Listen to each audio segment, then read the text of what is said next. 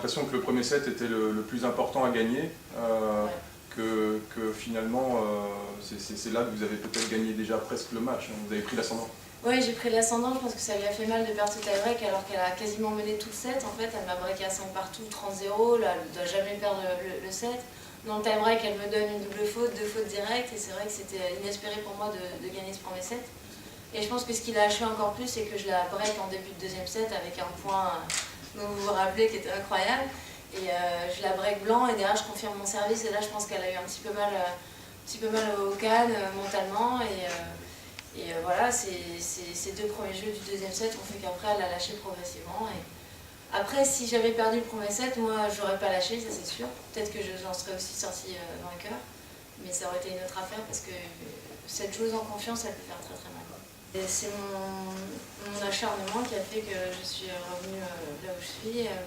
C'était pas une période facile, redescendre au classement après ce que j'avais pu atteindre toute jeune. Et la passion du jeu et l'envie de réussir a été plus forte que tout le reste, quoi, que l'adversité et l'échec. Donc c'était une belle épreuve, et je pense que maintenant que je suis revenue à ce niveau-là, je ne perdrai plus ma place, parce que là j'ai retrouvé une stabilité, un niveau de jeu qui fait que voilà, maintenant je suis bien à ce classement-là. Et à mon avis, il y a peu de chances que je redescende comme j'ai pu le faire. Voilà, j'en avais peut-être besoin dans ma carrière pour me rendre compte que j'ai de la chance de faire ce que je fais, que même quand on arrive au plus haut niveau, il faut continuer à travailler pour jamais laisser sa place, parce que les filles derrière poussent et que sinon on redescend. Donc une belle leçon de vie tennistique, et maintenant je profite encore plus maintenant que j'y suis retournée à ce niveau-là, que quand j'y suis arrivée tout naturellement à 18 ans où la question ne se posait pas. Là, je sais que ce classement, je l'ai à la sueur de mon front, et je suis vraiment allée. Bon, j'ai eu une petite blessure qui ne m'a pas aidée en 2009, à l'épaule déjà, et j'ai eu, très honnêtement, une baisse de motivation énorme, quoi. C'est-à-dire que je suis arrivée en 11e mondial et j'ai cru que j'y étais arrivée et que sans faire d'efforts, j'allais y rester. Et je pense que des fois, ça se joue sur 1, 2, 3 tournois. On est un peu démotivé, on commence à perdre confiance en soi, et là, c'est le cercle vicieux. On n'arrive pas trop à s'en sortir, et c'est ce qui m'est arrivé. Donc après, j'ai vraiment perdu toute confiance en moi au niveau tennistique, et j'ai mis du temps à m'en remettre, mais j'ai rencontré les bonnes personnes au bon moment qui m'ont aidé à me remettre sur la voie. Et voilà, je pense que sans Pierre et Georges, ce travail n'aurait pas été fait.